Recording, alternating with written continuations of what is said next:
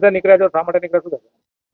અમે પ્રચાર અર્થે અમને જે ભારતીય જનતા પાર્ટીએ ઉમેદવાર કરવાની તક આપી છે તેમાં હું ગૌરાંગ શાંતિલાલ પટેલ ઉર્ફે ગૌભાઈ, હેમલભાઈ ચીનુભાઈ પટેલ ઉર્ફે ભૈલુભાઈ, સેજલબેન મોહનભાઈ રબારી, સ્નેહલબેન વ્રજેશભાઈ પટેલ ઉર્ફે ગોપીભાઈ, અમે ચારેય ઉમેદવારો ભારતીય જનતા પાર્ટીના ઉમેદવારો છીએ અને ભારતના વડાપ્રધાન નરેન્દ્ર મોદી સાહેબ, ગુજરાત રાજ્યના ભૂપેન્દ્રભાઈ પટેલ સાહેબ અને નડિયાદના લોકલાડીલા ધારાસભ્ય શ્રી પંકજભાઈ વિનુભાઈ દેસાઈ સાહેબના વિકાસના જે કાર્યો અત્યાર સુધીના થયેલા છે તેઓની બધી જ રજૂઆતો અને પ્રજા સુધી પહોંચાડીએ છીએ અને પ્રજાને જાણ કરીએ છીએ તથા પ્રજાઓની જે કોઈ પણ રજૂઆત છે તેને ધ્યાને લઈ અને તેમની સમસ્યાઓ લગભગ તો છે નહીં પણ તે છતાંય કઈ નાની મોટી સમસ્યા હોય તો તેનું અમે નિરાકરણ કરવાની ખાતરી આપીએ છીએ અને પાર્ટીનો પ્રચાર કરીએ છીએ અને કમળના નિશાનના 4 મત અમે માગી રહ્યા. ભારતીય જનતા પાર્ટીના ઉમેદવારો પ્રચાર અર્થે નીકળ્યા છે, શું કહેશો?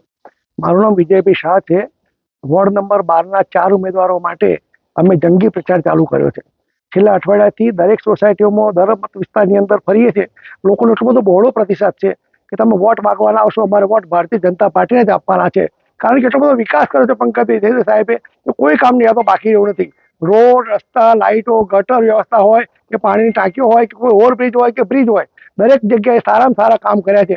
પ્રધાનમંત્રી શ્રી નરેન્દ્ર મોદી સાહેબ, ગુજરાતના મુખ્યમંત્રી ભૂપેન્દ્ર પટેલ સાહેબ તેમજ નડિયાદના લોકલાડીલા ધારાસભ્ય પંકજભાઈ દેસાઈ સાહેબે એટલો બધો વિકાસ કર્યો છે કે તમામ પબ્લિક એવું કહે છે તમારે વોટ માંગવાની જરૂર નથી, અમે ભારતીય જનતા પાર્ટીના જ કાર્યકરો છીએ, અમે તમને જ વોટ આપવાના છીએ. અને અમારા વોર્ડના 12 નંબર 12ના ઉમેદવારો ચારે ચાર એટલા કાર્યશીલ, ગતિશીલ અને પ્રગતિશીલ છે કે લોકોના કામ કરવા માટે ઘરે ઘરે જઈ અને લોકોને ઉત્સાહથી કહે છે કે ભારતીય જનતા પાર્ટીને તમે વોટ આપજો અને લોકોનો બહોળો પ્રતિસાદ મળી રહ્યો છે.